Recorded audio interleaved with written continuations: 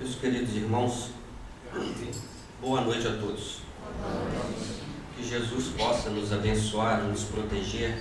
Nesses instantes, nós dedicamos a nossa vida à espiritualidade, a buscar o consolo de Jesus, as suas palavras evangélicas, aqui nesta casa. Deixamos os nossos lares, os nossos afazeres, como disse nossa companheira muito bem, estávamos todos ansiosos, estamos ainda, mas não para ouvir a minha palestra. Nós estamos ansiosos por ouvir a palavra de Jesus, que nós vamos recordar nesse instante. Cada vez que nós nos dedicamos a pensar em Jesus, a falar de Jesus, comentar a sua vida, tudo que Ele fez, nós encontramos o consolo necessário. Nós encontramos o caminho, a verdade e a vida, porque é somente através dele que nós chegaremos ao Pai, alcançaremos a paz e a felicidade. Os parabéns aos 5 anos deste ponto de luz, em nome de Francisco de Assis, o grande poveireiro que veio relembrar de maneira simples, clara e objetiva todos os ensinamentos de Jesus que nós esquecemos. O cristianismo redivivo, representado pelo Espiritismo, vem reviver o amor na sua maior pureza, e é somente através das vibrações que em conjunto, em união, nós conseguimos manter, nós conseguimos elevar, e que alcançaremos os nossos objetivos aqui na face da terra. Quando encontramos o derradeiro capítulo do evangelista João, é o capítulo 21, a partir do versículo 15, depois que Jesus havia ressuscitado, nós vamos encontrar ele direcionando-se a Simão Pedro, dizendo assim: Pedro, tu me amas mais do que a estes que estão aqui? O Senhor, eu te amo, então apacenta as minhas ovelhas. Por segunda vez, Jesus se dirigiu especificamente para Pedro, tinham vários discípulos lá, ele se direcionou para Pedro e perguntou: Pedro, tu me amas? E Pedro repetiu a resposta: ó Senhor, tu sabes que eu te amo. E ele disse: então apacenta o meu rebanho. Por terceira vez, Jesus se dirigiu aos olhos de Simão Pedro e fez a mesma pergunta: Pedro, tu me amas? Simão Pedro já começou a ficar entristecido, porque Jesus estava como que duvidando da palavra dele, e disse assim: ô Senhor, tu sabes de todas as coisas, tu conheces o meu coração, eu te amo. E Jesus repete pela terceira vez: então apacenta as minhas ovelhas. O primeiro ensinamento que fica claro para todos nós é que a expressão do amor para Jesus é só através do trabalho. E o trabalho é o amor na sua atividade. Um poeta libanês chamado Gibran Khalil Gibran teve a oportunidade de dizer que o trabalho é o amor feito visível. Quando se ama, move-se as nossas energias, renuncia-se e deseja plenamente a felicidade daqueles que estão ao nosso redor. Quando Jesus pronunciou a divina palavra amor, ele fez estremecer os povos, e os mártires, ébrios de esperança, desceram ao circo. Ficai atentos, pois o Espiritismo veio pronunciar a segunda palavra do alfabeto divino, e a reencarnação, que levanta a lápide dos túmulos vazios, revela ao homem todo o seu potencial de intelectualidade. Isso está registrado no Evangelho segundo o Espiritismo, na lei de amor. Mas quando vamos ao prefácio do Evangelho segundo o Espiritismo, encontramos o Espírito de Verdade nos conclamando assim: as grandes vozes do céu ressoam como sons de trombetas, ou seja, muito alto, muito estridente, para que todos possam ouvir. E os cânticos dos anjos se lhes associam.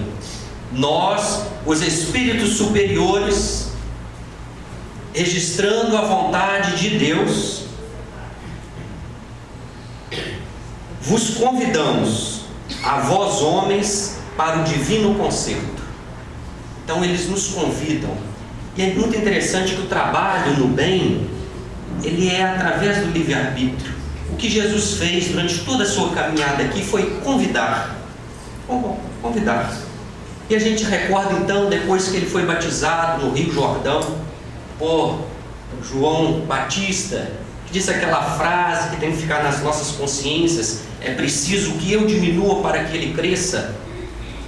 O indicativo de que no trabalho do bem de Jesus, quem tem que aparecer não é a nossa personalidade, mas é o trabalho dele, porque ele e o Pai são um, foram um e continuam sendo, enquanto os nossos egos têm que ser diminuídos, têm que ser exterminados, para que somente o amor aconteça.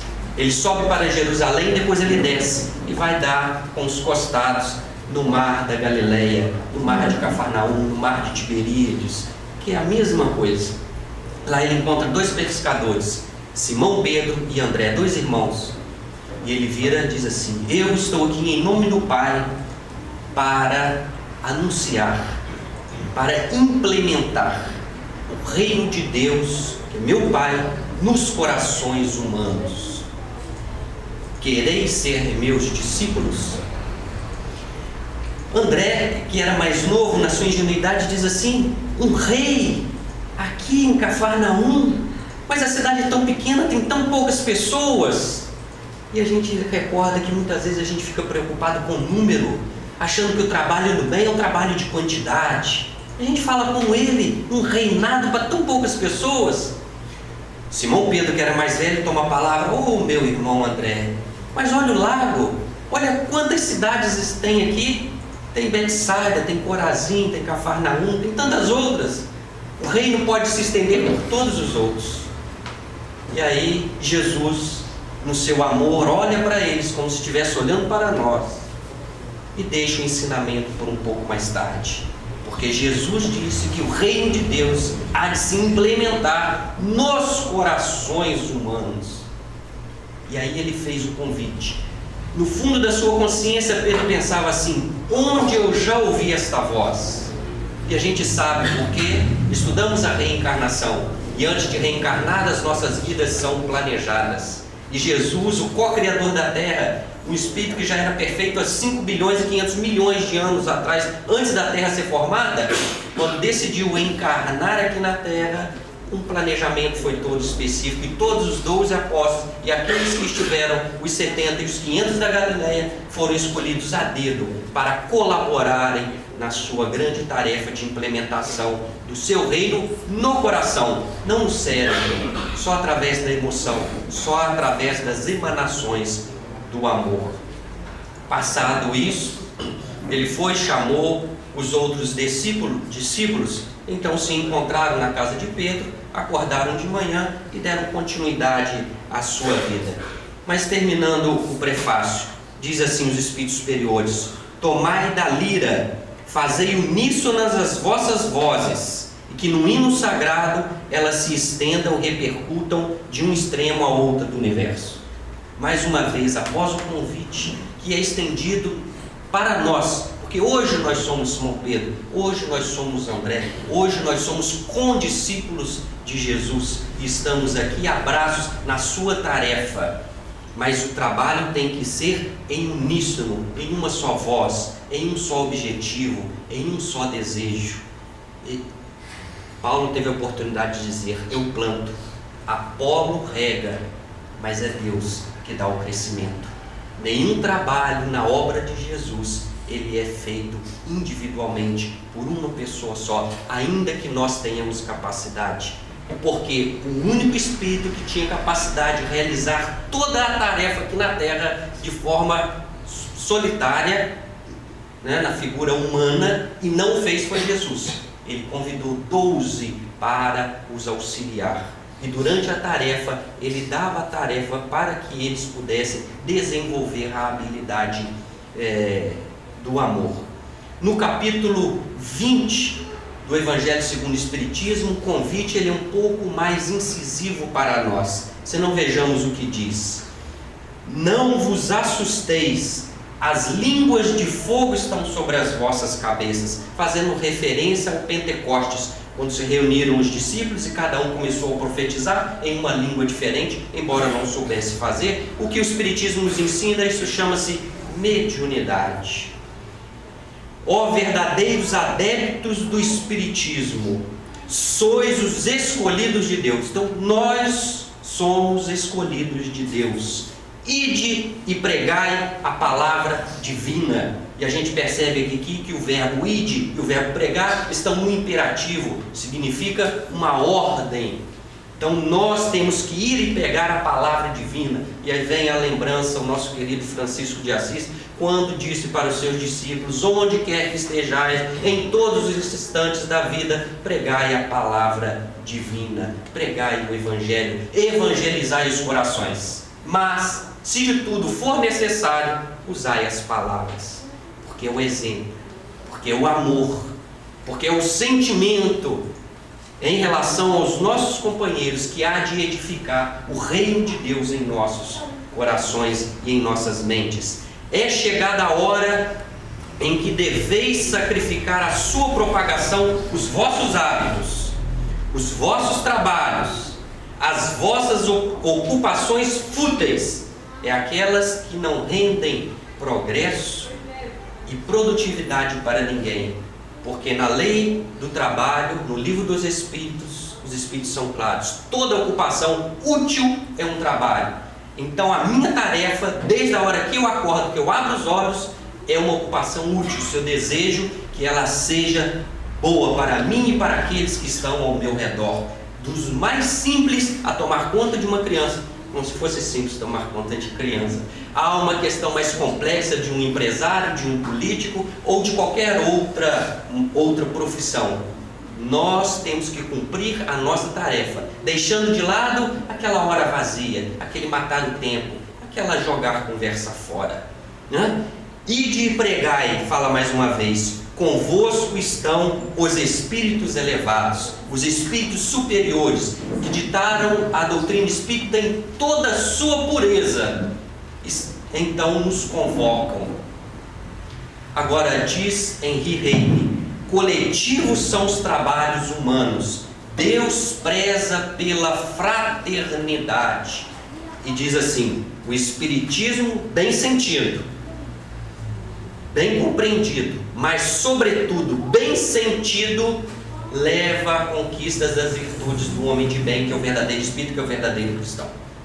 Então vamos repetir a frase: o Espiritismo bem compreendido, porque tem que se estudar, mas sobretudo, sobre todas as outras coisas, ele tem que ser bem sentido, ele tem que ser vivenciado, ele tem que ser caloroso, ele tem que ser humano. A gente tem que ter contato com as pessoas, olhar no olho, sentir a dor do outro, vibrar com a alegria do outro, estar em comunhão, estar em fraternidade. Em resumo, vivermos Francisco novamente. Mas,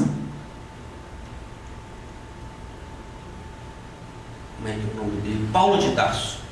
Me fugiu, está com Emmanuel na cabeça, porque é no livro Paulo de Tarso, Psicografia de Chico Xavier, pelo Espírito Emmanuel.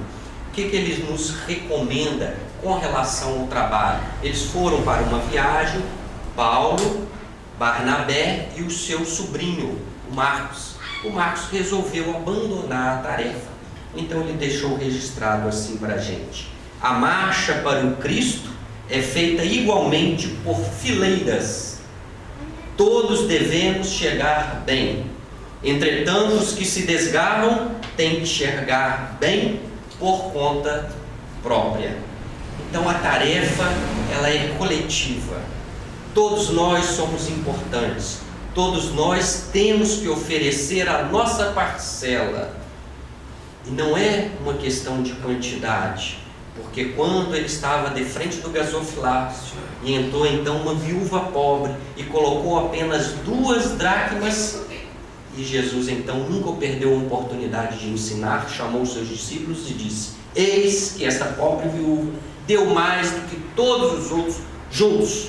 Os outros tinham dado um montante muito maior de dinheiro, porque ela deu do que lhe fazia falta da sua indigência. Ela deu de si mesma, ela deu pensando de que nada nos pertence, tudo é por um pouco, tudo é passageiro, o corpo não nos pertence, então nós temos que dar a nossa energia, nós temos que dar a nossa participação, nós temos que compartilhar os nossos estudos, compartilhar o nosso sofrimento, compartilhar o horário que nós temos para o gozo e para o descanso, em prol da paz, da alegria e da felicidade. E se nós nos dedicarmos a isso, a felicidade que vamos albergar, que vamos guardar dentro dos nossos corações é tão intensa que a gente vai pensar assim: por que eu não comecei a trabalhar no bem pouco mais de tempo? Não existe nada mais satisfatório do que ser um com Deus, do que compreender a nossa tarefa pequenina, mas constante, clara e evangelizadora. Então, a espiritualidade superior que ditou tudo isso para nós veio através da pena de Chico Xavier, escreveu o livro Boa Nova, e o espírito responsável por ele, Humberto de Campos, teve a oportunidade de dizer que lá no plano espiritual existem 2 categorias: os espíritos esclarecidos e os espíritos evangelizados. E ele roga a Deus que participasse 2 segundos, porque não basta conhecer, não basta saber, a gente tem efetivamente de que vivenciar, deixar todo o conhecimento que a gente tem no cérebro e que todos esses 2000 anos nós vemos carreando em todas as outras reencarnações, em outras agremiações religiosas, deixar escoar para o nosso coração, porque do nosso coração há de sair então, através das nossas atitudes, através das nossas palavras e através dos nossos pensamentos, e nós vamos ser um com Jesus onde quer que estejamos. E vamos agora dar o exemplo então de Pedro. Por quê? Porque Pedro esteve ao lado de Jesus. E como a tarefa é muito intensa e ninguém veio para tudo, nem para todos, nem pode fazer todas as tarefas e tem que aprender a compartilhar, Jesus estava na casa de Jeroboão, filho de Acás, na cidade de Corazim. Então 4 publicanos mais velhos chegaram até Jesus, tinham ouvido falar sobre as revelações do reino de Deus e estavam pedindo mais explicações. Como Jesus tinha uma outra tarefa, ele pegou o quê? Compartilhou, chamou Pedro e disse assim: Pedro, nossos irmãos chegam à procura de renovação e de afeto. Todos nós que vamos buscar Jesus, batemos as suas portas, buscando renovação, buscando uma vida nova, buscando uma vida diferente. A partir de hoje, o passado fica para trás, porque quem bota a mão na charrua não olha para trás, não é digno de Jesus. Então a gente busca renovação e a gente busca afeto. Mais uma vez, Jesus falando que a implementação do reino de Deus é através das manifestações de carinho, de afeto, de companheirismo, de união que a gente exerce uns com os outros. E diz, arremata então Jesus: ampara-os com a verdade, prossigamos em nossa tarefa de amor. E assim que Jesus saiu, Pedro então transformou o seu rosto e ele ficou carrancudo. E na hora, o Eliúde foi o primeiro, que era o mais velho, que era um joalheiro, disse assim: nós ouvimos as palavras de Jesus, mas estamos precisando de roteiros mais precisos a respeito deste reino divino. O que você, que é seguidor dele diretamente, tem para revelar para todos nós? Nós estamos precisando. E Simão Pedro então disse assim: ó víboras de Corazim, conheço-vos a todos. E a gente então tem que colocar a mão na consciência. O Evangelho, ele é magnífico em todas as suas manifestações, principalmente nas questões históricas, mas enquanto ele ficar na letra, enquanto ele não for trazido para dentro dos nossos corações e aplicados hoje na nossa vida, ele vai ficar sendo uma história bonita que a gente chora e depois vai reclamar da vida. Então a gente precisa trazer. E a gente fala assim, quantas vezes no trabalho de Jesus, que nós vamos atender alguém, e a gente conhece aquela pessoa, e a gente diz assim, eu te conheço, você não é boa bisca, você fez tanta coisa errada, por que você está vindo agora como um carneirinho ouvir Jesus? Ah, porque a dor bateu na sua porta. Mas eu te falo, isso quando tem coragem de falar como Pedro falou. Quer dizer, a gente pensa tudo isso antes de ajudar o próximo. Porque disse Jesus que a gente vê um cisco no olho do vizinho e não consegue ver uma trave nos nossos olhos. E a gente fica julgando, será que ele é digno de ser atendido pelas benesses espirituais? Eu que estudo, eu que trabalho, eu que acordo cedo, eu que faço minhas orações, dedico, busco desenvolver as minhas virtudes para vir agora um necessitado, umas pessoas como você, segundo ele, para buscar, o amparo de Jesus. E ainda falou especificamente, você, Eliúde, é joalheiro, e eu sei que tudo isso que você fez foi roubando dos pobres e das viúvas. As suas joias são a materialização das lágrimas da dor alheia. Como você tem a ousadia de falar o nome de Deus? Gente, foi Pedro. Quem pediu ele para amparar foi Jesus. E eu sinto que ele está muito próximo de nós. Depois virou para o outro e falou assim, tu, Moabe, aqui viestes? Eu também conheço tua vida. O seu pai morreu, por causa da herança você extorquiu seus 2 irmãos, você roubou o dinheiro deles. Sabe o que aconteceu com seus irmãos? Você esqueceu? Eu vou te falar, um morreu na penúria, sofrido, e o outro enlouqueceu. E você vem aqui buscar a palavra de Deus? Virou para o terceiro e falou, e você, Zacarias? Provocaste a morte de Zorobatel, porque estava interessado na mulher dele. Então você comprou as dívidas dele, levou ele à morte, e você já conseguiu aquilo que você ia buscar. Então o que você está querendo mais? Se o seu objetivo era este? E ele então estava desnudando a vida que ele conseguia perceber. E para terminar, ele disse ao quarto, que te posso dizer, Ananias? Tu és comerciante da fome, faz com que a verdura e o leite de cabra todos os dias aumentem de preço, para que você possa ficar mais rico. E esquece que lá no seu bairro existem criancinhas que precisam, passam fome, você não lembra delas? E agora vem buscar consolo no reino de Deus? Simão, diz Humberto de Campos, alçou os braços para o teto, como quem se propunha irradiar a própria indignação, e rugiu. Olha como é que ele é forte nas palavras. Eu só conheço rugido de leão. Imagina a brabeza de Pedro na frente daqueles irmãos. Arrematou a palestra dizendo assim, súcia de ladrões, bando de malfeitores, o reino de Deus não é para vós. Isso que eles foram buscar amparo e consolo, hein? E aí eu fico me lembrando da parábola do filho pródigo. Que um homem tinha 2 filhos, o mais velho e o mais novo.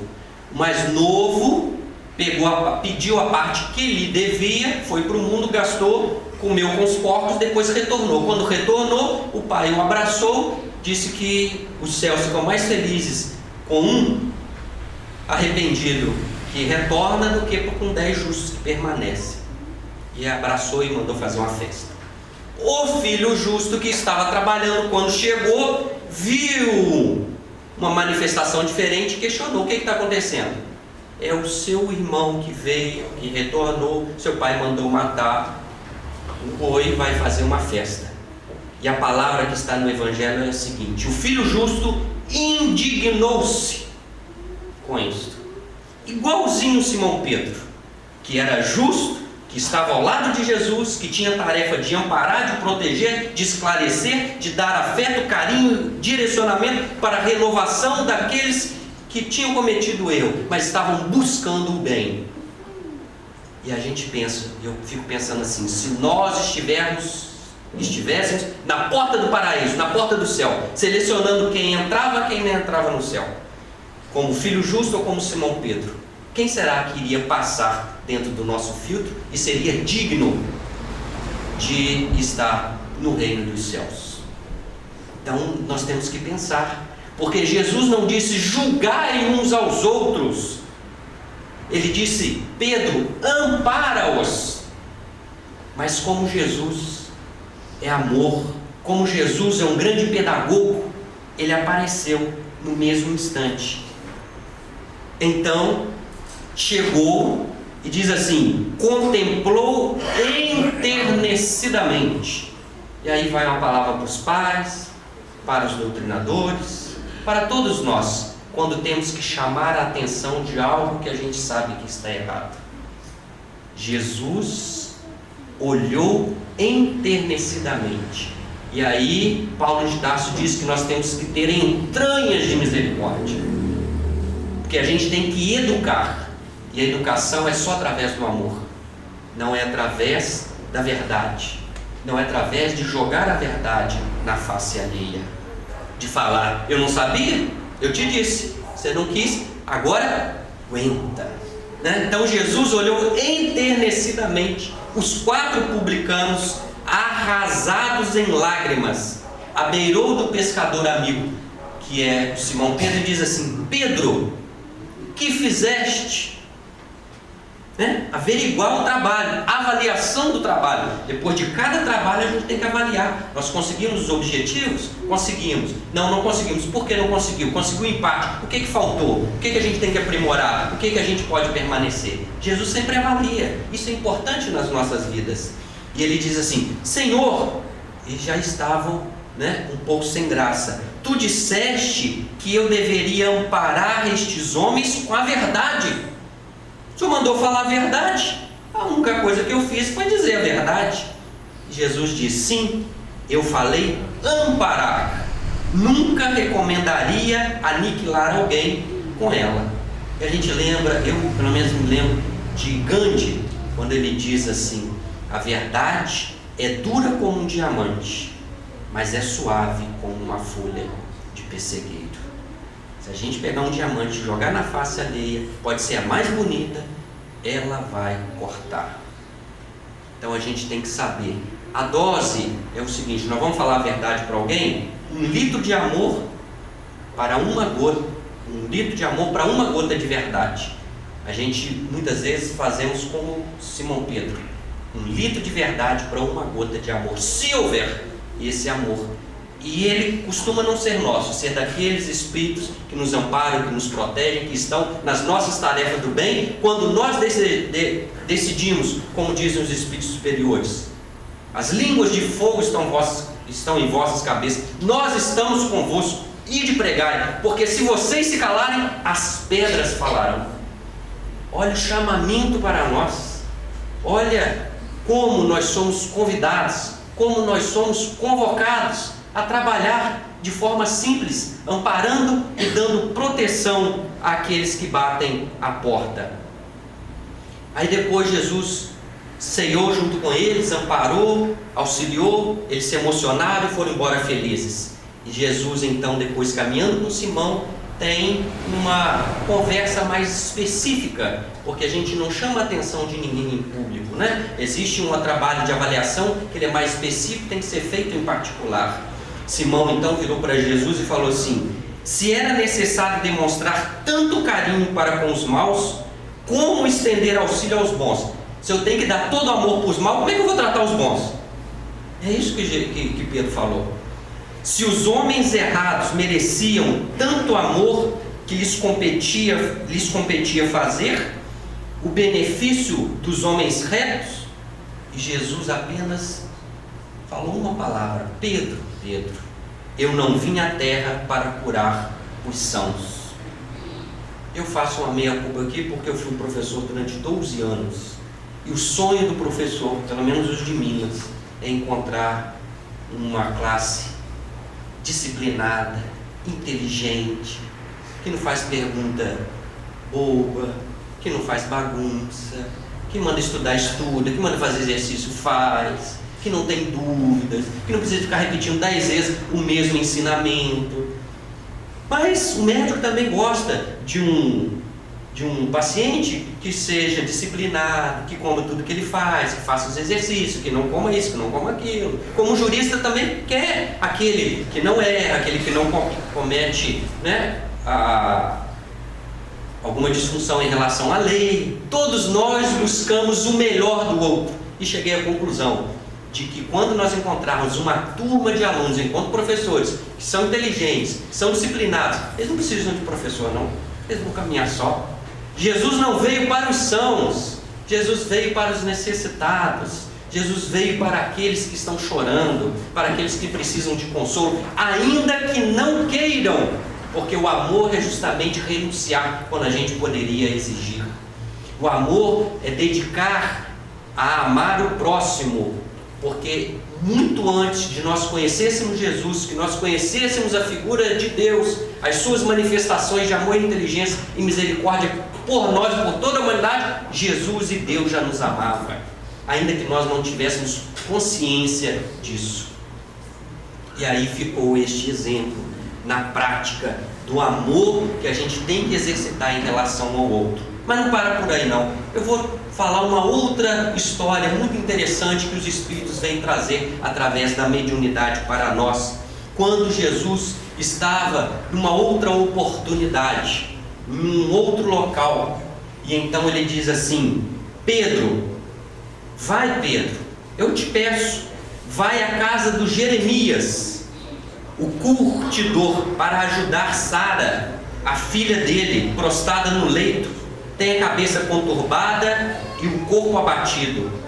Vai sem delonga, ora ao lado dela, e o Pai, a quem rogamos apoio, socorrerá o doente por tuas mãos.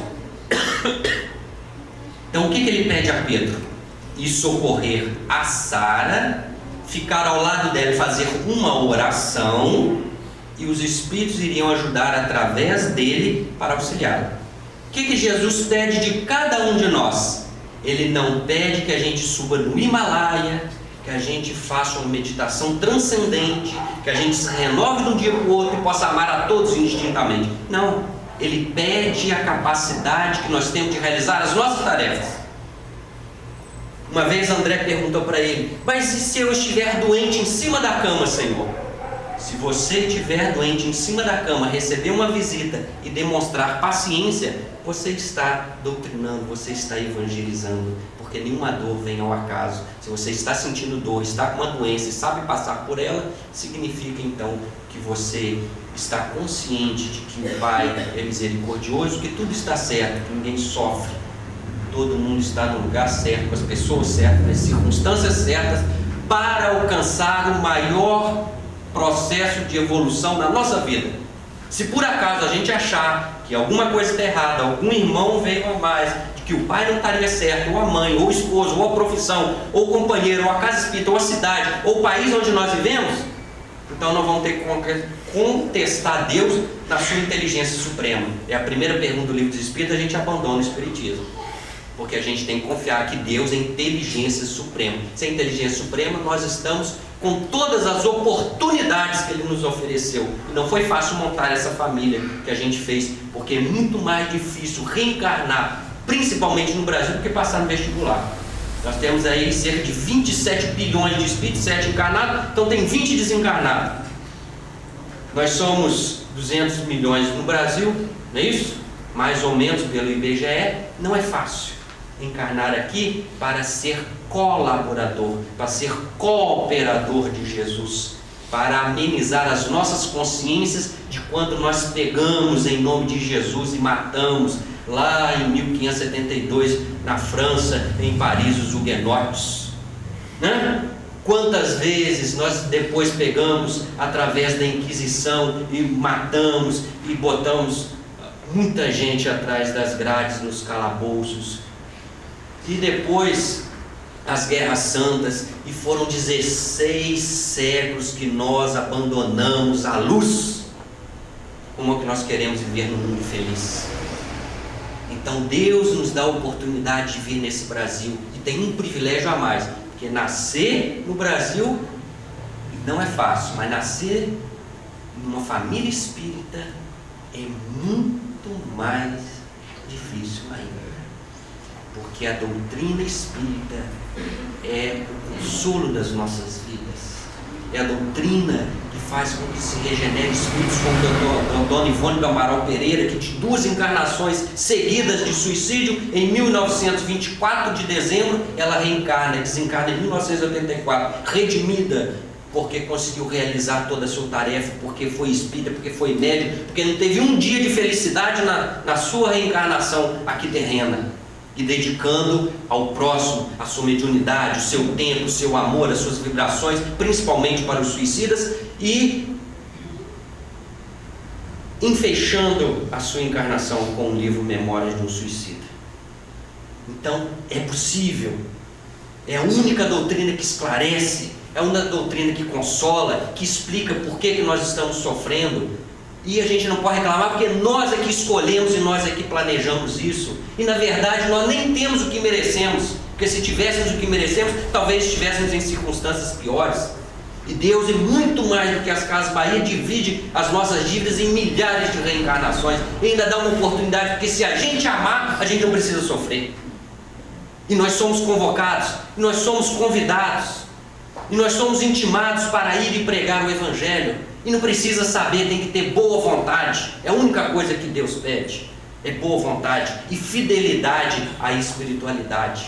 É assim como chamou Pedro mais uma vez: vai lá, e não precisa fazer milagre não, Pedro, você vai ficar ao lado dela e fazer uma oração, porque os Espíritos vão te auxiliar. Então, antes de cada tarefa nossa, a gente tem que elevar o pensamento a Deus, rogar a proteção dos Espíritos superiores, dos franciscanos, da falange do Dr. Bezerra, da irmã Sheila, do Eurípides Barçanufo. Tem muito espírito evoluído aí, esperando o nosso convite para trabalhar. O nosso convite para trabalhar. Arregaçamos as mangas e vamos fazer a nossa tarefa. Mas o que aconteceu com Simão Pedro? Chegou, passou a tarde, ele foi na tarefa, voltou. Jesus fez o que com ele? Processo de avaliação. E aí, Pedro, como foi a visita na casa do Jeremias? Conseguiu auxiliar Sara? E Pedro, então, um pouco entristecido, diz assim: ah, Senhor, tempo gasto inutilmente. Ali não tem condições de pregar a palavra de Deus. Mas eu vou te contar o que aconteceu. Quando eu cheguei na porta, bati, ninguém atendeu. Eu abri a porta e encontrei o Jeremias, né, que era o pai da Sara. E ele estava bebendo às goladas, estava como escrava aos seus pés, que estava bêbada. Quando olhou para mim, eu falei: aqui vinha. Ele diz assim: quantos piolhos você tem na sua cabeça? E fez sarcasmo comigo. Eu falei: vim ajudar a sua filha, por favor, me indica onde que ela está. E ele então falou o nome do filho mais velho, e eu fui até o filho mais velho. Quando eu abri a porta, ah, Senhor, você não imagina quanta coisa ruim. Ele estava nervoso porque ele estava jogando dados com um traficante de Jope e estava perdendo dinheiro. Quando eu falei de Sara, ele quase avançou em cima de mim, me xingou, falou impropérios. Oh, Senhor! Mas aí eu então saí para o corredor. Quando eu saí para o corredor, eu encontrei com a mãe dela. Quando eu encontrei com a mãe, antes de falar, ela estava com a menina pequenina e estava batendo e espancando. E enquanto não conseguiu tirar sangue dela, não olhou para mim, Senhor. E sabe por quê? Porque disse que a menina havia roubado um figo. E a menina falava que quem comeu o figo foi um galo de estimação da família. Depois que falou: não conheço não, e me indicou o caminho. Só que ela me indicou o caminho errado. E quando eu entrei em outro corredor, eu me deparei com o filho mais novo. Aí o negócio foi pior. Ele estava colocando a mão numa caixa de joias e achou que eu estava tomando conta dele em nome da família. Aí ele quis me matar, Senhor. Levantou a mão para me bater. E eu, pelo amor de Deus, eu venho em paz, preciso só encontrar a Sara. Ele então indicou o caminho. Senhor, não acaba por aí.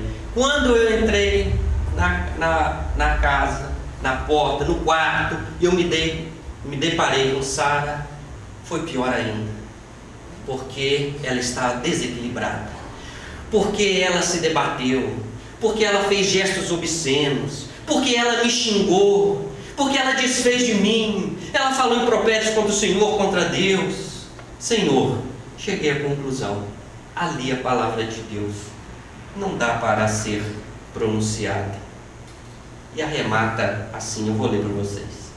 Senhor, não fui acaso bastante claro? Porventura não terei procurado cumprir-te honestamente os desejos? E a gente tem que pensar na gente, tem que colocar a mão na consciência, porque muitas vezes a gente vai para fazer a tarefa, nós não conseguimos efetuar a tarefa, e a gente retorna achando que fez, porque a gente tem a justificativa dos tropeços, dos empecilhos que acontecem. Só que Jesus nunca disse que a caminhada com Ele seria fácil. No mundo terei tribulações. Tem de bom ânimo, eu venci o mundo. Ó Senhor, não peço que os tires do mundo, mas que os livre, os livre do mal. Jesus nunca prometeu, mas que estivesse ao nosso lado. Ele sempre falou, nos acompanhando, nos auxiliando nas nossas tarefas. E fala assim: seria justo, mestre, pronunciar o nome de Deus ali entre vícios e deboche, avarias e obscenidade? Porque nós achamos que o nome de Deus é sagrado, e é, mas só deve ser pronunciado para pessoas santas, para locais santos. Não vamos encontrar algum local desse no mundo de provas e expiações? Estão compreendendo a profundidade do questionamento de Pedro? Nós estamos compreendendo que quando nós desencarnarmos no tribunal da nossa consciência, não tem justificativa para os nossos atos? Ainda que façamos como aquele discípulo da parábola, aquele servo que recebeu um talento e ficou com medo, enterrou o talento, houve justificação, mas um talento só, eu só tinha uma característica na vida: ajudar a minha mãe, ajudar o meu pai, ficar dentro de casa. Ainda assim, eu não consegui frutificar. Porque Jesus espera o que da gente? Boa vontade. E Ele deixou exemplos com relação a isso. Porque na sua primeira manifestação pública, lá nas bodas de Caná, no casamento, acabou-se o vinho, Maria foi interceder por Ele. E Ele diz assim: mulher, que tenho eu contigo? Ainda não é chegada a minha hora. Eu fiquei muito tempo sem entender essa frase, porque Jesus falou: Maria, não chegou minha hora. Maria virou as costas e disse assim para os auxiliares: fazer tudo o que Ele mandar. Depois eu compreendi. Jesus ainda não tinha começado a sua tarefa, Ele ainda não havia se apresentado enquanto Filho do Homem. E enquanto nós não formos Filho do Homem, a palavra de mãe pesa. Quando a mãe manda, o filho obedece. Eu compreendi isso. E ela é a grande intercessora entre a humanidade, que acaba o vinho, que acaba a união com a espiritualidade, e precisa da intercessão com Jesus para conseguir realizar. E o que Ele faz? O que tendes aí? 6 galões vazios. Porque Jesus não pode fazer o vinho transformar se não tiver álcool. Do nada não se tira nada. É a lei da física, é a lei da natureza. Para tirarmos alguma coisa, nós temos que fazer. Ela falou aqui dos doces e falou dos bolos. Se a gente não preparar a massa, pegar uma vasilha, colocar dentro do forno, ligar o forno, vai sair bolo dali? Não vai. A vida é simples, gente. A gente tem que dar a nossa participação. E Jesus olha para a gente e pergunta: o que tendes? Assim como na primeira multiplicação dos pães, que tinha uma multidão, e Filipe, segundo João, falou assim: como é que nós vamos alimentar todos eles? Nem 200 denários dão. Um denário é um dia de trabalho. Um dia de... nosso salário mínimo 880, dividido por 30, dá na faixa de 26. Se a gente arredondar para R$30 um dia de um trabalhador, né, multiplicar então por 30, a gente chega aí na faixa de R$6.000, que são os 200 denários, né? Multiplicado por 200, a gente chega na faixa dos R$6.000. Isso tendo como base o salário mínimo. Um pedreiro lá em Minas não sai com menos de R$100. Multiplique isso por 12, a gente vai ver quanto que a gente precisaria de dinheiro. Jesus então vira e fala assim: o que tendes aí? E eles falaram: 5 peixes e 2 pães. Então Jesus só pode multiplicar as nossas potencialidades, só pode desenvolver as nossas virtudes, só pode nos inspirar se a gente tiver alguma coisa dentro da gente. A gente tem que oferecer. As mãos vazias não vão acontecer nada. Agora, quando a gente não tem nada, Senhor, mas a boa vontade, eu tenho fé, eu tenho coragem, eu tenho a vontade, eu quero, aqui estou. E vamos falar como Francisco: fazei de mim, Senhor, um instrumento da tua paz. E ele vai conseguir. E Jesus arrematou a palavra assim: Pedro, eu conheço Jeremias, a esposa do Jeremias, os filhos do Jeremias, há muito tempo. Quanto tempo? Há mais de 5 milhões, com certeza. Quando te incumbi de ir ao encontro deles, apenas te pedi para auxiliar, não para tomar conta de ninguém. Então não tem justificativa para as nossas tarefas. Façamos aquilo que está ao nosso alcance. Jesus nunca vai pedir mais do que nós temos a capacidade de fazer. E aí, podem estar perguntando: mas o que isso tem a ver com a grande pergunta, né? Pedro, tu me amas? Porque nós estamos caracterizando que era Pedro para entender por que ele direcionou a Pedro e não direcionou aos outros. Porque na última ceia, na festa da Páscoa, ele reuniu todos os discípulos ao redor da mesa, ele partiu o pão como um grande patriarca, e ele diz assim: um de vós aqui é o diabo e vai me trair. E eles ficaram questionando quem era. Aí João, o discípulo amado, encosta a sua cabeça no peito de Jesus e começa um diálogo. Só que Jesus, como estava ali para educar, para ensinar, ele ficou prestando atenção no que eles estavam conversando.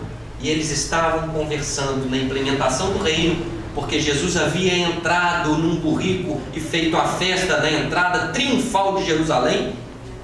E as escrituras diziam que o grande Messias, o grande rei, iria entrar em cima de um burrico, iam fazer festa para ele. Ainda falou: ele é o rei, agora vão repartir o quê? As tarefas. Quem que vai ser aqueles que vão auxiliar o rei? Quem vai ser? Quem vai ser maior? Quem que é o mais importante? É o que sabe mais? É o que está mais velho?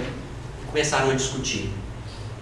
Jesus levanta, tira a túnica, pega um lençol, cinge da cintura, abaixo do peito, do umbigo até o joelho, na feição de um escravo, que era o mais simples da hierarquia judaica. Toda a hierarquia, os anciãos eram os mais respeitados, e tinham os escravos. E pega uma bacia, coloca água e começa a lavar os pés do discípulo. Tudo bem, sem problema nenhum. Quando chegou em Pedro, aí tocou na ferida. Pedro falou assim: Senhor, jamais tu has de lavar os meus pés. Ainda virou para os 11 e chamou a atenção de todos os 11. E vocês permitiram que isso fizesse? Isso é ingratidão. Jesus não é o escravo, Jesus é o Messias. Vocês não compreenderam isso? Passou uma água neles. E Jesus então falou: Pedro, se tu não permitires que eu lave os teus pés, tu não serás um comigo, e eu não te indicarei para o reino dos céus. Pedro caiu em si e disse assim: se é assim, Senhor, lava-me dos pés até a cabeça. Lembrando, por quê? Por que Jesus só lavou os pés? Os pés são a base, os pés são os alicerces. O alicerce estando firme, o alicerce sendo bom, o coração e o sentimento desejando bem, ainda que não tenhamos a capacidade que a gente acha, ainda que não tenhamos aquilo que a gente imagina, mas se nós temos a boa vontade em nome de Jesus em fazer o trabalho, todo o trabalho vai dar certo. Agora, podemos ser os mais preparados, os mais estudados, os mais lidos, os mais inflamados, a retórica mais bonita que existe, a verve mais quente. Se não tiver sentimento positivo, se a base não for de amor, se não desejar o bem do outro, mas apenas alimentar o nosso orgulho e a nossa vaidade, falar que eu fiz em nome de Jesus, eu curei, eu levantei, eu fiz e aconteci, o trabalho não vai ser bom. Por isso, depois disso, Jesus começou a falar que ia embora. Então, começou a se despedir, Pedro falou: mas o senhor vai para onde? Quero saber, porque aonde o senhor vai eu também quero ir. Aí Jesus falou assim: ainda não te encontras preparado para seguir-me. Pedro não estava preparado, nós também não estamos, para seguir Jesus. Para onde ele iria? Ele falou: vou para vos preparar lugar. Voltarei, e quando vocês estiverem preparados, levarei para todos lá. No futuro, porque depende da nossa preparação, depende do nosso desejo, depende do nosso trabalho, depende do nosso dor, depende do nosso amor vivificado em Deus, trabalhado dia a dia para superar as nossas dificuldades, os nossos limites e amar indistintamente a todas as pessoas ao nosso redor. O testemunho, Simão, é de sacrifício e extrema abnegação. Quem está preparado para o sacrifício? Olha que fazer essa palestra é muito fácil, muito simples. Compartilhar com vocês o intelectualismo que eu li, estou apenas repetindo. É muito fácil. Falar, escrever livro é tranquilo para o letrado. Falar, contar histórias. Agora, e na hora do testemunho? Eu vou fazer uma figura de linguagem que fala muito lá em Minas. Minha avó me ensinou. E quando a porca torce o rabo? E na hora do sacrifício? De sacrificar o nosso orgulho, a nossa vaidade, as nossas horas vazias, como disseram os espíritos aqui. Na hora da dor, na hora de chegar em casa, abrir a porta, o nosso ente querido já não está físico porque ele desencarnou. Na hora que a gente recebe a notícia de que nós temos uma doença de morte. Na hora em que temos que abrir mão do nosso ego para o outro. Essa é a hora do sacrifício. E Jesus falou: você não está preparado, Pedro. E somente mais tarde entrarás na posse da fortaleza indispensável. Só com o tempo. Não existe milagre. Existe tempo. E o tempo vem só com o tempo. Desculpa a repetição, mas é assim. A gente tem que nos adequar e trabalhar nisso. Simão, no entanto, desejando provar por palavras aos companheiros. Aí eu lembro da gente, né? A gente não está satisfeito com o que Deus fala na nossa consciência. A gente quer mostrar para o outro, através das palavras, que a gente pode, que a gente faz, que a gente é médico, que eu fiz isso, que eu recebi orientação, que os espíritos falam isso, que o doutor Bezerra conversa comigo, que ele me tira do meu corpo, que ele me leva para trabalhar, que eu isso, que eu aquilo. A gente quer convencer os outros pela palavra. E ele quis fazer isso para os companheiros. Não para Jesus, não. Jesus do lado dele, ele querendo convencer os companheiros. O valor da sua dedicação falou com ênfase e propósito de se impor. Não posso seguir-vos? Gente, esse Pedro é audacioso. Na frente de Jesus falar assim: você está falando que eu não posso ir onde o senhor vai? Acaso, mestre, podereis duvidar da minha coragem? Então, não sou homem? O senhor está falando que eu não sou homem? Que eu não sou patriarca? Que eu não cumpro regiamente os deveres? E que se eu falar que eu vou, eu vou? A gente já discutiu isso com Jesus? É para nós analisarmos a nossa vida, porque Simão Pedro e os apóstolos todos já alcançaram a redenção possível na face da terra. Só serve de exemplo. Nós não estamos aqui para malhar Judas, nem Pedro, nem ninguém. Nós estamos aqui para aprender com eles o que eles vivenciaram. Porque nessa época, o que a gente estava fazendo no mundo? Depois tivemos a oportunidade de seguir Jesus, o que fizemos durante 16 séculos. Estamos agora tendo uma nova oportunidade pela misericórdia divina. E Jesus ponderou com muita tranquilidade: Pedro, a tua inquietação se faz credora de novos ensinamentos. A experiência te ensinará melhores conclusões. Não vai ser o raciocínio que eu vou te convencer, não, tá, Pedro? Mas a prática. E por causa disso, em verdade eu te digo, que esta noite ainda, antes que o galo cante, ou seja, antes de amanhecer, antes de chegar um novo dia, Antes do galo cantar, você me negará 3 vezes. Pedro não ficou satisfeito não, tá, gente? Ele ainda falou assim: julgais-me então um espírito mau e endurecido a este ponto?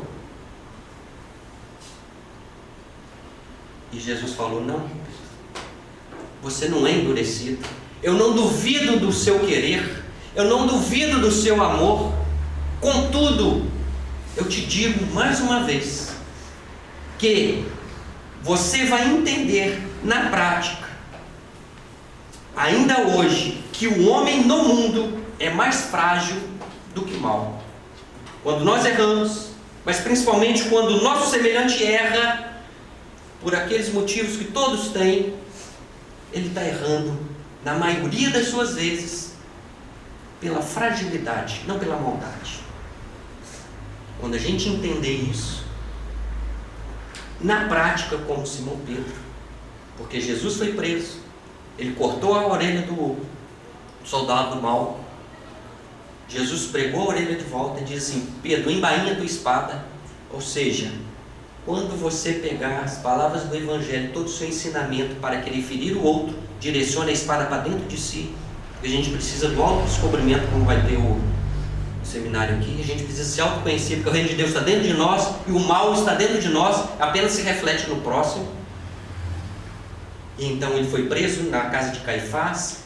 Eles todos se dispersaram, ele e João ficaram próximos. João foi até Betsaida para avisar a mãe, a Maria, o que estava acontecendo com seu filho. E Pedro então começou a andar e viu que todo mundo falava mal de Jesus, que todo mundo falava que ele era um usurpador. Ele começou a pensar: e para eu defender Jesus, como é que vai ficar minha família? Como é que vai ficar os meus afazeres? Como é que vai ficar o meu trabalho? Eu vou ter que dar muita força. Como é que eu vou enfrentar os rabinos do templo? Então, uma mulher que estava chegando próximo falou: ó, você é seguidor de Jesus? Não sou eu. Negou a primeira vez. Estava frio, tinha uma fogueira, muitos homens ali. Ele se chegou próximo dos homens. Eles falaram: olha, é ele, veio salvar o seu mestre. Não sou eu. Negou a segunda vez. Posteriormente, na rua, ele encontrou novamente e disse a algumas pessoas: foi ele que foi defender Jesus e cortou a orelha do soldado mau. Não foi eu. Negou a terceira vez, o galo cantou. Jesus morreu, ressuscitou, apareceu para os irmãos de Emaús, apareceu para os discípulos, colocou a mão para que o Tomé tocasse na sua ferida. Foi pescar apareceu nos 70 da Galileia, os 500 da Galileia.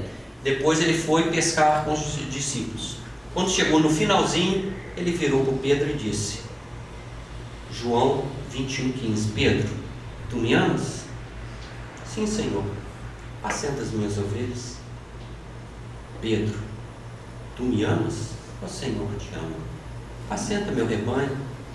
Pedro, tu me amas? Ó Senhor, tu sabes de todas as coisas, é claro que eu te amo. Apacenta os meus cordeiros. Por que Jesus perguntou 3 vezes para ele? O acaso não existe? Porque ele negou 3 vezes. E o que a gente depreende disso? Para cada erro nosso, a gente precisa de uma virtude para compensá-lo. Para cada oportunidade desperdiçada, para cada mal feito, para cada um desses pequeninos que a gente faz tropeçar, nós vamos ter que ter a oportunidade de encontrar alguém para resgatar, para que na contabilidade o positivo com o negativo se anule. Então a gente entra no vazio existencial, ou na noite escura do ser, como diz São João da Cruz, para que a gente se esvazie do nosso ego, de todos os nossos vícios e defeitos, para que Jesus então cresça, e Ele crescendo dentro de nós, alçaremos a voz da experiência, como Paulo de Tarso a dizer: não sou eu mais quem vive, é o Cristo que viveu. Então,